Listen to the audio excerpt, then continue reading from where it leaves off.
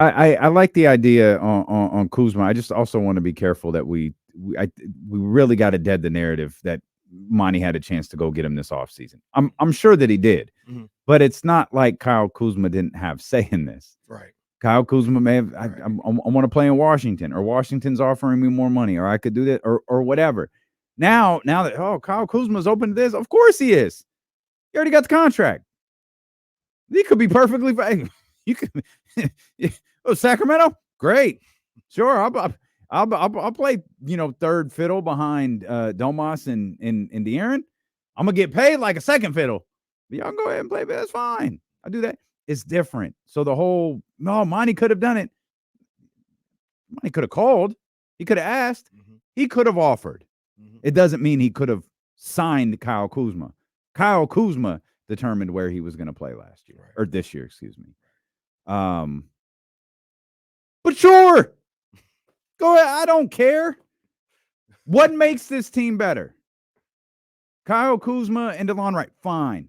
Kyle Kuzma and who else? Jones, fine. You believe that makes the team better yet? Monty, Wes, and Mike believe that makes the team better? Cool. I don't think Monty's missed.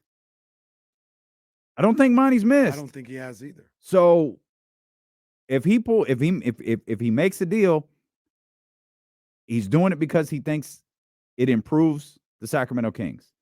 I'll ride with it. If it's Kyle Kuzma, so be it. All I ask is your plan is laid out for this offseason. That's all I ask. We're gonna go acquire, and I'll use Javi. We're gonna go acquire Kyle Kuzma and DeLon Wright. Great. How does that affect signing Malik Monk this offseason? I care about nothing else. How does it affect signing Malik Monk this offseason? Wes Wilcox calls us and says it doesn't. Great. Do what you got to do. Because that's not the case with every, player out there. James is like, there's no financial way a Zach LaVine trade works, and Malik Monk is here. Right. So, yeah, whatever you think makes the Kings better. If it's Kyle Kuzma, great. I like Kyle Kuzma. That's fine. I think that obviously I'd like to have those players, right? But I think what you talked about earlier, who's looking at these guys that they're trying to trade and be like, yeah, bring them on over here. So I think internally is where you got to look first. Yeah. And like you said, Duarte at the 2, Trey Lyles at the 4. I'm not saying these guys are saviors or whatever, but I know what I'm seeing right now I don't like. So GTA, give them a look. Mr. Caraway, question. Yes. Guy in the back. Thank you. What if the educated brother in the back? What if the trade wasn't Barnes, Herter, and Mitchell? What if it was Barnes, Lyles, and Mitchell? Nah, I don't think I'm interested in trading Trey Lyles. Herter, Lyles, and Mitchell. Did you hear what I said, Tommy Shepard? I'm not interested in trading Trey Lyles. I got Kyle Kuzma here, though. He walks in the building as a definitive third scoring option for you. I'm not interested in it. I'm not interested in it. You're breaking. Okay, you're Kenny now, not Monty. Yeah. Your breaking point is Trey Lyles. Yeah, I'm not interested in trading Trey Lyles. I think he helps you be a better team. You move him. Kyle Kuzma does too, but then there's a whole and the backup 4. It's Harrison. He's my backup 4. Is that what you? That's what you just told me. I'm asking. That's what you thought, and you want this deal to happen? Say, oh no, make the deal because you'll have Harrison. You have that's how you're trying to get this deal done. You have Harrison. Goodbye.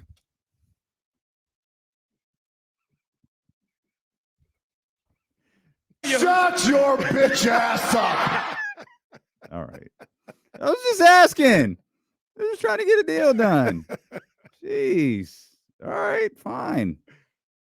Well, no Kyle Kuzma for you then. Because that's the conversation, right? Like, who's helping Sacramento? Trey Lyles is. Okay, I want Trey Lyles.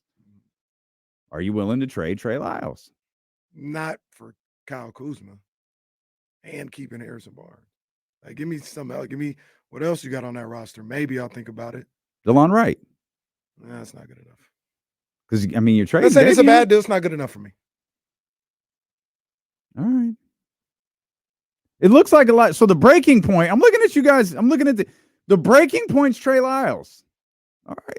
Yeah. Okay. Yeah. Trey I Lyles. like Trey. I'm with it. I'm trying to just trade Trey Lyles. I think he is helpful into finding the answer. you've been awfully quiet in there. You want to weigh in on this? Well, I was say with Trey Lyles and stuff, that's probably one of your most movable contracts. You trade him this year, he's only got 1 year left next year, right? Mm-hmm. I'm not saying like Trey Lyles, like that's probably like if you want to make a deal, that might be one of the deals you got to include in there. So I understand. I'm just not. You won't even do for it. Kuzma. It's fascinating. You won't do it. No, because I'm. So I hate what's to do this to what's this the guy, deal for Kuzma? But you're like, exactly? hey, trade him, and you don't have a backup for Harrison Barnes is your backup. No, because I think that if I include in Harrison, I could get a deal done somewhere. You think so? Mm-hmm. Throw Trey Lyles up there with the untouchables. Wow. So it's De'Aaron, Domas, Malik, and Trey. Core. Man, Core is back. Wow, that's a 2020 throwback right Did there. you say Keegan? Keegan's in there. Oh, yeah. I didn't, but yes, of course. Keegan's absolutely in there. You were just yelling at him so much earlier. I forgot to include him. What about for someone like Pascal or something? You're going to include Trey Lyles for that, no? Yeah, and as long as the extension was dry on his, Okay, or the ink was dry on his extension, sure. Yeah, we'd have to figure out something to something that's probably illegal, but to guarantee that he's signing this. Can't be a paper trail. Danilo Gallinari. I know. Javier mentioned him a minute ago. Gallinari's cool. Tyus Jones would be the only person other than like Kyle Kuzma I would take from the Wizards. But he's a point guard. Like I'm trying to solve Kenny's backup. No, I'm trying to solve Kenny's backup 4 issue. Well, maybe you could do it in a separate deal. You know what I mean? Like maybe I don't even know who that is, but you could do it. Maybe if you make that deal to trade Harrison Lyles, somewhere else. Yeah, and you can have that backup. While we're talking trades and all that, John Poles, he throws in, says he wants Dorian Finney-Smith. Do moves like that do it for you guys? I like Finney. Like what does that actually do? Like, does that get them any closer to their actual goal? It gives them a level of toughness at that forward position. A guy that can knock down a 3-point shot. I like Finney-Smith. I've heard people talk about it often, and for whatever reason, I never get a chance to address it. But I like the idea of Finney-Smith. Because I see names like that and like the Carusos and stuff, but how much better like are you gonna beat like that? Those are good players, but like are you like that's not a championship contender move. But it so sorry, go ahead. Just real quick. It's not like you're still right now you're getting nothing from 2 positions. You're getting nothing, and you're still finding a way to be 6 games over 500. You're getting nothing from Harrison, and until they made the move, you were getting nothing. Like Duarte wasn't like killing last night, but we're like, damn, 12.7 rebounds, 4 assists. Duarte did fine. I'll take that, right? Duarte hit a shot in the clutch against Atlanta. Like Duarte did cool. Big Duarte was guarding Ja when he started off 2 assists. Like, hey, I like that. Like, because we're getting something. We're getting nothing from 2 starting spots right now. So to answer your question on my end, I understand what you're saying, but the alternative is nothing. Like if you don't make those moves, like you're gonna be stuck with nothing. I get that. I think right now, even with the Kings' problems, I still have them as like a top 6 team. The team is probably gonna lose in the first or second round. I think my thing is holding out for that bigger deal. It's gonna put you over the top, not get you like a little bit better or whatever. But it might not exist. Well, I'm saying like maybe not even this year, but like maybe going into the off season. Like you don't want to like I don't know how much Dorian Finney-Smith would cost you in a trade or whatever, but what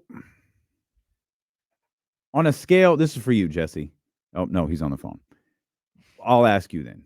I'm back. What would you like on a scale from 1 to 10, with 10 being the ultimate impact? What was the acquisition of Kristaps Porzingis for the Celtics? It's about a 9 probably right now. That's a 9. Yeah, he's making a difference. No, not what we're seeing when the deal happened. Did you think it was a 9? At the time, no. At the time, it was probably probably like a 6 or a 7. I wasn't sure how much he was going to be able to impact with all those guys on there. Right now, it's at a 9. You could honestly call it a 10 if you want. Is that what they need? A Dorian Finney-Smith that is a 6 or a 5 on an impact scale winds up Maybe. being an 8 or a 9? Hey, maybe. Because I don't know that the point I'm trying to make is I don't think the 9's there. Right. The guy who, all of the ESPN guys, Mark Spears goes on national TV and has the Hall of Famer, Mark Spears goes on national TV and says the Kings get an A+ for this.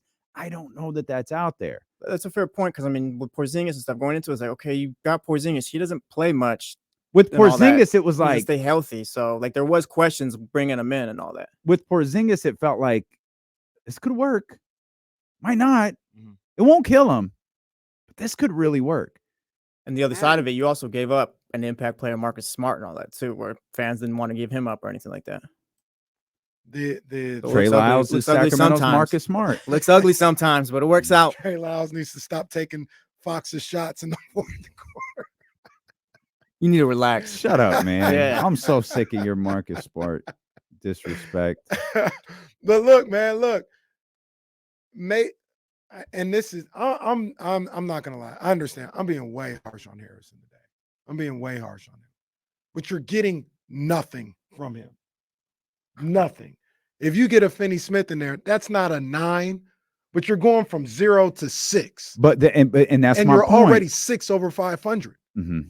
So 0 to 6 could propel you to get 11 games over 500. Are you getting out of the first round then?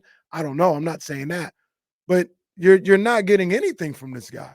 So if you get somebody in there, that's why I'm saying it might not even be necessarily a trade. If you move Trey Lyles into his spot, that could give you production that you're not getting right now. But isn't Harrison Barnes still Harrison Barnes if he's coming off the bench? But if he's coming off the bench, because Mike Brown's kind of said they don't drop plays for him just because of who he plays with. If he's coming off the bench, aren't there more opportunities at that point? I don't know. Ask Mike Brown. Go to the press conference tonight and ask I him. don't got that kind of power. The hell you don't. You got a credential just like we do. Hey, Mike, just a quick question. Why haven't you benched Harrison yet? Because that's the one move. If they don't make a trade, I don't hate throwing Trey Lyles into the starting lineup. Like KC, he'll sit in the corner, he'll hit threes, and he'll grab. No, I don't rebounds and hate it that. at Yeah, all. I think if anything, that's probably the move you should make next. Yeah. But and the other thing about that, because James talks about, and I'm not saying it to say like he's wrong, but he talks about how like sometimes Harrison, when things are going wrong, he'd find a way to get to the foul line. But that's not happening anymore. Yeah. Like he ain't shooting no free throws. Maybe he does that with the invisible. second unit.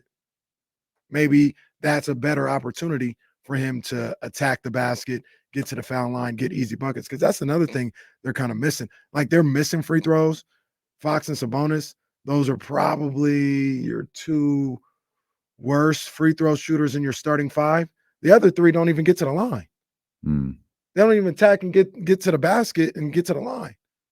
Monk kind of gets to the line a little bit, but he's a little bit like he'll attack. Feels like he's a little bit more of a jump shooter this year. The only reason, I shouldn't say the only reason, one of the reasons why they're so bad at the free throw line is they're probably their 2 worst free throw shooters outside of JaVale McGee are the only ones that attack the basket and create fouls. Mm-hmm. All right. So those problems just gone off the bench. Maybe they are. I don't know either. I don't know, man. What? Talking Where's about- that? Stop changing the rotation. Also, take this guy out of the starting lineup. We gotta get a little more aligned in our thinking here. I think we're all a little flustered. We're all Make a one little more flustered. change. Okay. Make this change, and then don't make another. Is the Harrison Barnes stuff like surprising though? Like I've said this before. Like it's Probably kind of not. just like this happens.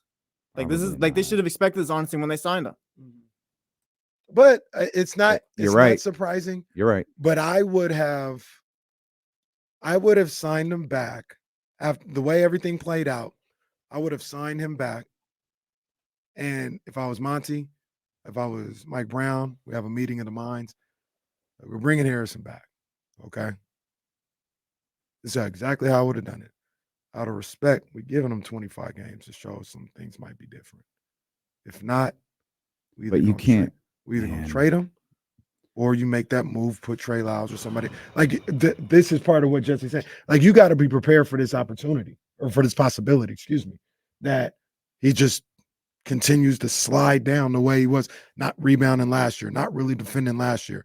The 15 points a game ain't gonna be the 15 points a game no more. Mhm. But you're signing him because you kind of don't really have any other option. Well, your other option was to not have anyone at all and Mhm.